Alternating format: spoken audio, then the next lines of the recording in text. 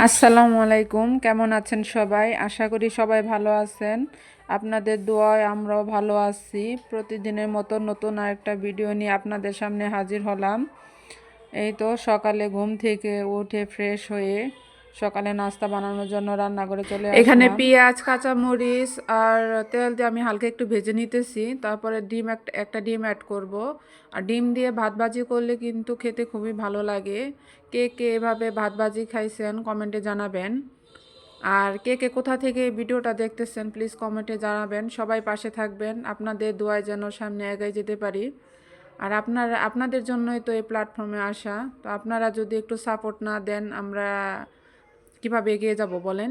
তো আপনারা সবাই একটু সাপোর্ট দিবেন, আপনাদের ভালোবাসা দিবেন। এই তো আমি ডিমটা এখানে ভালোভাবে ভেজে নিতেছি। আর এখানে আমি কিন্তু এখন একটু লবণ আর হলুদের গুঁড়া অ্যাড করব। এই যে লবণ আর হলুদের গুঁড়া অ্যাড করে দিচ্ছি। আর লবণ আর হলুদের গুঁড়া অ্যাড করে দেওয়ার পর আমি একটু ভালোভাবে ভেজে নিব। তারপর এখানে আমি ভাত অ্যাড করে দিব। এই যে সকাল সকাল এটা কিন্তু একটা ঝটপট নাস্তা হয়ে যায়, কারণ তো এটা রান্না করতে বেশি সময় লাগে না আর কোনো ঝামেলাও নাই। ডিম সবসময় সবার বাসায় থাকেই। সো অনেকে চাইলে সকালের নাস্তায় ঝটপট এই ভাত ভাজিটা করে ফেলতে পারেন। এটা খেতে কিন্তু খুবই ভালো লাগে। এটার সাথে ম্যাগি টেস্টি সল্ট যেটা ওটা অ্যাড করলে ওটা আরও ভালো লাগে, কিংবা ম্যাগি যে ফ্রাইড রাইস পাওয়া যায়, মশলাটা পাওয়া যায়, ওটা অ্যাড করলে আরও ভালো লাগে। আর প্রতিদিনের মতো তো মাসফির জন্য সকালে লুডুস বসাই দিছি, মাসফিকে খাওয়াবো। আর মাসফি সকালে লুডুস খেতে স্বাচ্ছন্দ্য বোধ করে, এই জন্য আমি সকালে ওকে লুডুসটাই দিই।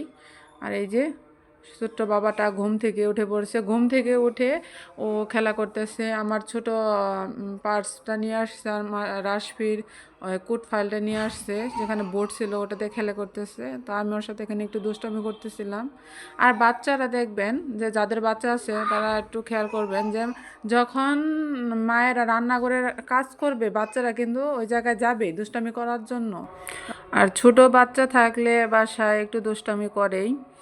আর সকালে তো মাসফিকে আমি একটু হাত মুখটা ধুয়ে দিতেছিলাম, ব্রাশ করিয়ে দিলাম ঘুম থেকে ওঠার পর। আর আমি কিন্তু প্রতিদিন মোটামুটি চেষ্টা করি মাসফিকে ব্রাশ করিয়ে দেওয়ার জন্য।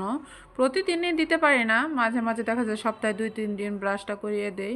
আর মাসফির আমরা যখন ব্রাশ করি ও নিজে নিজে, ওর ছোট একটা ব্রাশ আছে। আর এইদিকে আমি যখন ভয়েস দিতেছিলাম রাশপি মাসপি খেলা করতেছিল, জানি না কতটুকু ক্লিয়ার আপনারা শুনতে পাচ্ছেন, তো একটু জানাবেন। আর এই যে দুষ্ট বাবাটা, এ যদি কেউ দেখে বেসিংয়ে হাত ধুইতেছে কিংবা ব্রাশ করতেছে, এই চেয়ারটা নিয়ে ওই জায়গায় যা দাঁড়াইয়া ও ব্রাশ করবে নাহলে হাত ধোবে, মানে সেম কপিটা করবে। তো সবাই দোয়া করবেন আমাদের জন্য যেন আমরা আগায় যেতে পারি। আর সবাই লাইক, কমেন্ট অ্যান্ড শেয়ার করবেন প্লিজ। চ্যানেলটা সাবস্ক্রাইব করে রাখবেন আর ফলো দিয়ে রাখবেন, যাতে আমরা ভিডিও ছাড়ার পর আপনাদের ওখানে নোটিফিকেশন চলে যায়। আর এই তো সকালটা আজকে মোটামুটি ভালোই কাটছে, খারাপ না। আর এইদিকে মাসফি, এই তো তোমাদের ভাইয়া এখন অফিসে চলে যাবে, সেজন্য বের হয়ে গেল। আর আজকে তোমাদের ভাইয়া সারাদিন বাসায় আসবে না, আজকে সারাদিনই ডিউটি। সকালে চলে গেল, আসবে আস্তে আস্তে রাত্রি হবে, রাত্রি 9টা, মেবি 9টার মতো বাজবে, 9টার দিকে আসবে। আর এখানে আমি দুষ্টামি করতেছিলাম। আর সকালে এই যে আমার রুমের অবস্থাটা কি দেখেন সবাই, কি এক অবস্থা। মাত্র সবাই ঘুম থেকে উঠলো, এই জন্য রুমটা আর গোছাতে পারি নাই। রুমটা এখন গোছাবো। বাচ্চা থাকলে এরকমই, রুম একটু এলোমেলো হয়ে থাকে। তো আমি এখন আগে রুমটা গোছাবো। আর যাদের যাদের বাসায় বাচ্চা আছে তারা সবাই জানে, একটা বাসায় বাচ্চা থাকলে রুম কখনোই গোছানো সম্ভব থাকে না। আপনি একদিক দিয়ে গোছাবেন, আরেক দিক দিয়ে রুম নোংরা হয়ে যায়, আউল হয়ে যায়, এটাই স্বাভাবিক। আর এদিকে মাসপি একটু কান্নাকাটি করতেছিল যে টিভি দেখার জন্য। আর আমি মাসপিকে নিয়ে একটু বাইরে গেছিলাম, দোকানে, বাইরে বলতে নিচে কিছু কেনাকাটা করার ছিল, দোকান থেকে আনার ছিল। বাসায় ডিম শেষ হয়ে গেছে, ডিম আর কিছু কেনাকাটা করার ছিল। আর এখানে মাসপি লিফটের ইয়েতে চাপ দেওয়ার জন্য চেষ্টা করতেছে, কিন্তু অনেক ছোট তো এই জন্য পায় না। এই তো চলে আসলাম বাসায়, এখন রান্না বসাবো, দুপুরের জন্য রান্না করব। আর এদিকে মাসফি ওর হাতে বিস্কিট ছিল, ওটা দিয়ে খেলা করতেছিল। আর দুপুরে রান্নার জন্য আমি ডিম আর আলু সিদ্ধ করে নিচ্ছি। এই যে ডিম দেখে মাসফি ডিম খাবে, এই জন্য ওকে একটা ভাবলাম ডিম আগে একটা চুলে দিই, কাইটে দিই। তো এখন ডিম খাবে না, ডিম না খেয়ে এখন এই যে আলু চুলানো দেখছে, সে আলু খাবে। এই যে মানে এত মজা করে আলুটা খাইছে ও, মানে মনে হয় না জানি কি খাইতেছিল, দুষ্ট অনেক। আর এই তো দুপুরে রান্না বসাই দিচ্ছি, মাছের ডাউল রান্না করব। আপনারা কি ডাউল বলেন কমেন্টে জানাবেন। এটা আমাদের এলাকায় এটাকে মাসকলাইয়ের ডাউল বলে। তার মাসকলাইয়ের ডাউল রান্নার জন্য চুলায় পানি গরম বসিয়ে দিচ্ছি। এই তো এখানে আমি এলাচ, তারপর এলাচ, দারচিনি আর তেজপাতা, সাথে পেঁয়াজ আর কাঁচামরিচ দিয়ে পানিটা একটু গরম করে নিব, পানিটা ফুটিয়ে নিব। পানিটা ফোটানোর পর এখানে কিন্তু আমি আবার মশলা অ্যাড করছি, বাটা মশলা, জিরা বাটা, রসুন বাটা, আদা বাটা। আপনারা কীভাবে ডাল রান্না করেন জানাবেন। আর এই তো দুপুরে রান্নার জন্য ডিম আর আলু ভালোভাবে ছলে নিচ্ছি।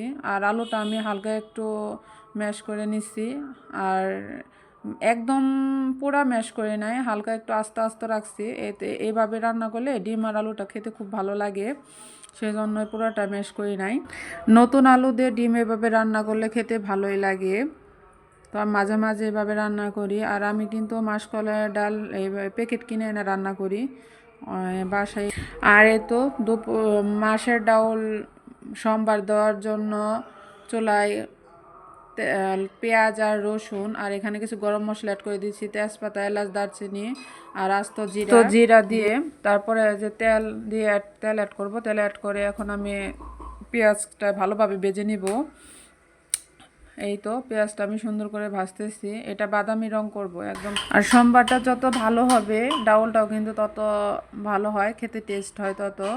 তো এই তো আমি এটা ভেজে নিব অনেকক্ষণ। এই তো ওই যে বাদামি করে ভেজে নিয়েছি, আরেকটু ভাজতে হবে, কারণ পুরাটা পেঁয়াজ ভালোভাবে ভাজি না হলে ওই রান্নার পর ওই ফ্লেভারটা, ওই সোমবারের যে ফ্লেভার ওটা ভালো আসে না। তো আমি এখানে সুন্দর করে ভেজে নিতেছি। তারপর আমি এখানে এই অনেকে কী করে সোমবার দেওয়ার সময় চুলার উপরে পেঁয়াজটা ভাজি করে ওই সোমবারটা পাতিলে ঢেলে দেয়। এটা না করে ওই সোমবার দেওয়ার পর ওই জায়গায় যদি ডাউলটা দেওয়া হয়, চুলার উপরে যদি ডাউলটা দেওয়া হয়, তাহলে সোমবারের টেস্ট আরও ভালো আসে। এই যে আমি এখানে গরম মশলা অ্যাড করে দিব। আমি ডাউল রান্নার পর কিন্তু এই ডাউল রান্নার পর এই গরম মশলাটা অ্যাড করি, এতে ফ্লেভারটা ভালো আসে, টেস্টটাও ভালো আসে। তো চেষ্টা করবেন সবাই এটা দেওয়ার জন্য। আর এখানে আমি ডিম আর আলু রান্না করব, এই জন্য কড়াইতে তেল দিয়ে দিলাম একটু গরম করার জন্য। এই তো একটু হলুদের গুঁড়া অ্যাড করবো এখানে।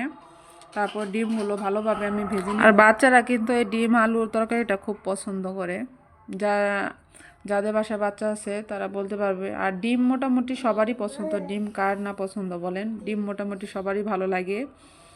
আর এই রান্নাটা অনেক দিন পরে করলাম, ডিম আলু অনেক দিন ধরে খাওয়া হয় না, ভাবলাম নতুন আলু আছে বাসায়, এজন্য ডিম আর আলুটা রান্না করি। আর এই তো আমার ডিম ভাজা হয়ে গেছে, এখন আমি ডিমগুলো তুলে নেব। ডিমগুলো ভালো মোটামুটি একদম পুরা কড়া ভাজি করি নাই, হালকা মিডিয়ামভাবে ভাজি করছি। আর এই তো এখন আমি পেঁয়াজ কাঁচামরিচ ভালোভাবে ওই তেলে কিন্তু আমি পেঁয়াজ আর কাঁচামরিচ দিয়ে দিছি, নতুন করে কোনো তেল অ্যাড করি নাই। আর পেঁয়াজ আর কাঁচামরিচটা আমি একটু ভালোভাবে ভেজে নিব, তারপর আমি এখানে মশলা অ্যাড করব।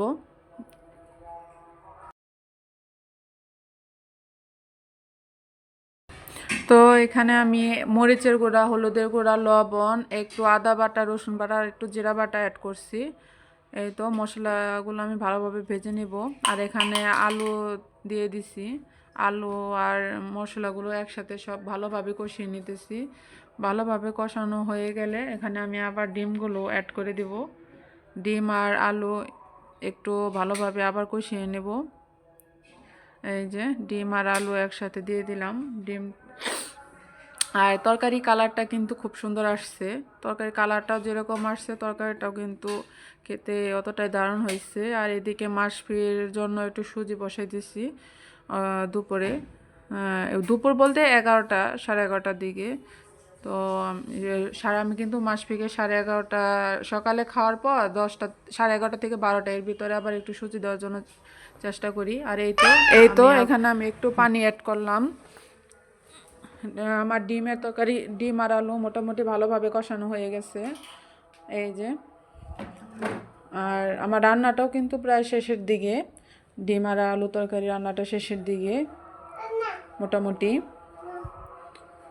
আর আপনি রান্নাটা হলো কি, আপনি যে কোনো তরকারি রান্না করেন, সেটা মাংস বলেন, মাছ বলেন, যে কোনো তরকারি রান্না করেন, সব কিছু হলো কষানোর উপর নির্ভর করে। আপনি তরকারিটা যত ভালোভাবে কষাবেন তত ভালো রান্না হয়। আর এই তো এখানে আমি আবার গরম মশলা অ্যাড করলাম।